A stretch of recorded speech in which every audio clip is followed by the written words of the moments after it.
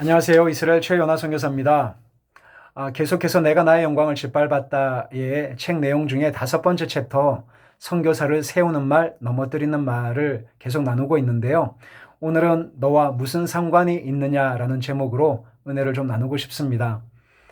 아직까지도 그때의 충격이 기억이 납니다. 이스라엘에 온 지 1년쯤 되었을 때에 저희 가정을 후원하시고 기도해 주시는 교회 목사님께서 이스라엘을 방문하신 적이 있었습니다.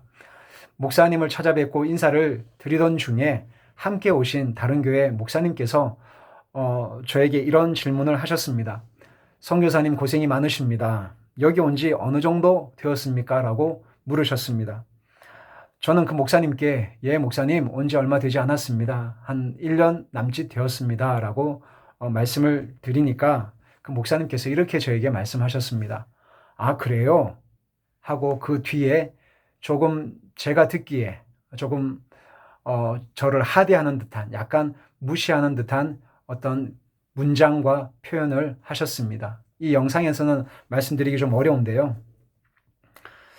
사람들은 선교지에 처음 온 사람이나 그리고 온 지 얼마 안 된 사람을 볼 때 말을 좀 쉽게 하는 경향이 있는 것 같습니다. 조금 하대하는 그런 경향이 있는 것 같습니다.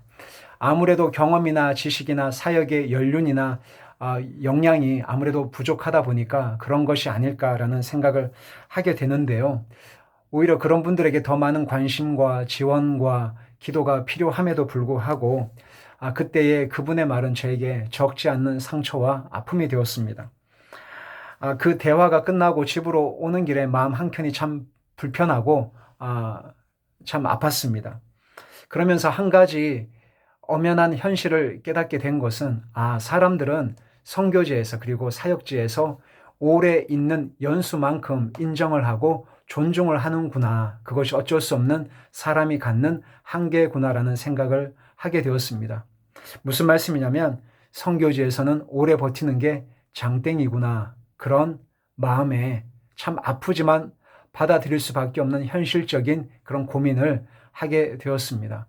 선교지에 3개월 있는 사람, 6개월 있는 사람, 1년 있는 사람, 그리고 5년 있는 사람, 10년 혹은 20년 이상 있는 사람을 볼 때 여러분들은 분명히 짧게 있는 분들보다 오래 계신 분들에게 더 많은 존경과 칭찬과 인정을 아마 하실 겁니다.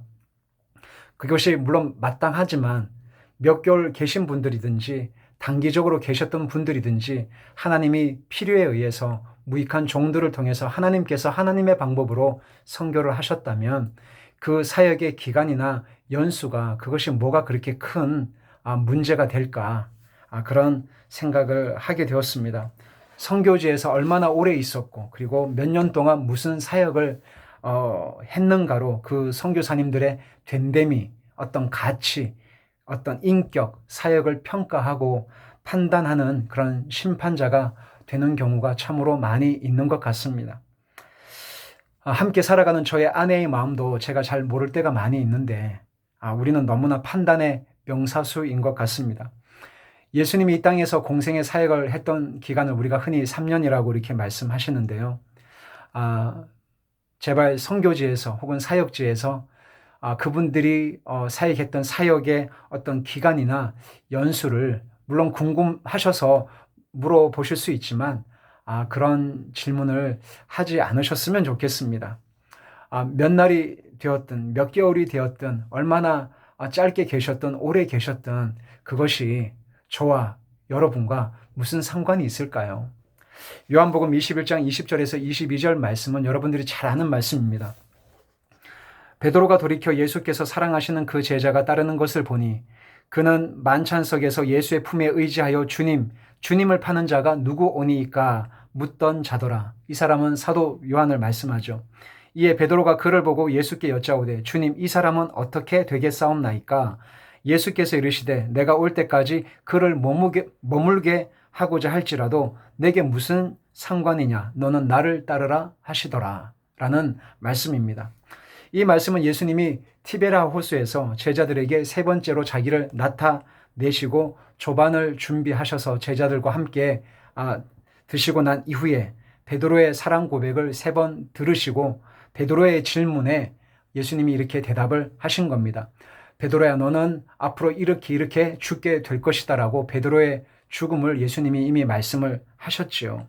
이 말씀을 듣고 난 이후에 베드로는 예수님의 품 안에 누워 있었던 사도 요한의 미래가 너무 궁금해서 이 사람은 앞으로 어떻게 되겠습니까? 라고 베드로가 예수님께 질문을 한 것입니다. 주님, 이 사람은 어떻게 되겠습니까?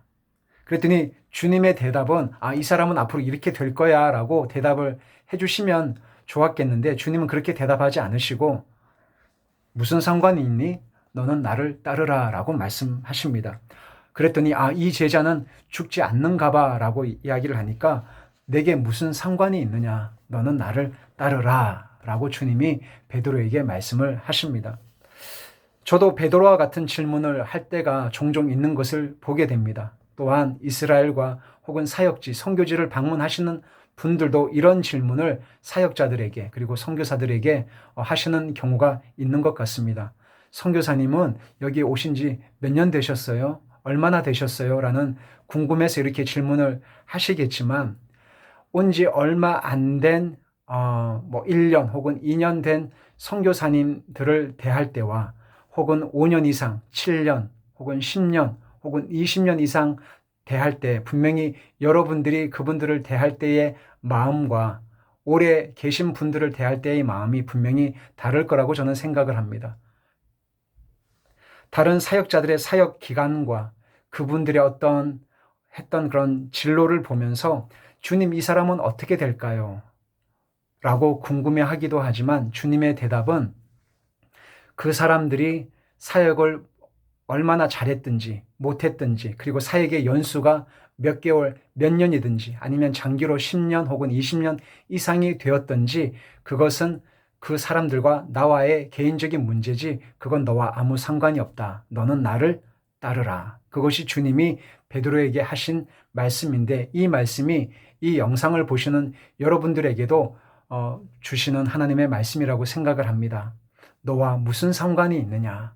너는 나를 따르라. 그 사역자가 그 선교지에서 사역지에서 몇 년 있었든 몇 개월 있었든 내가 불러서 내가 필요해서 무익한 사람을 들어서 나를 위해서 사용을 했다면 그것으로 충분하다. 너는 나를 따르라. 너의 부르심을 향해서 나아가라는 이 하나님의 말씀이 저와 이 영상을 보시는 여러분 모두에게 축복의 말씀으로 의미 있는 말씀으로 들려줬으면 좋겠습니다. 여러분 감사합니다. 다음 시간에 뵐게요.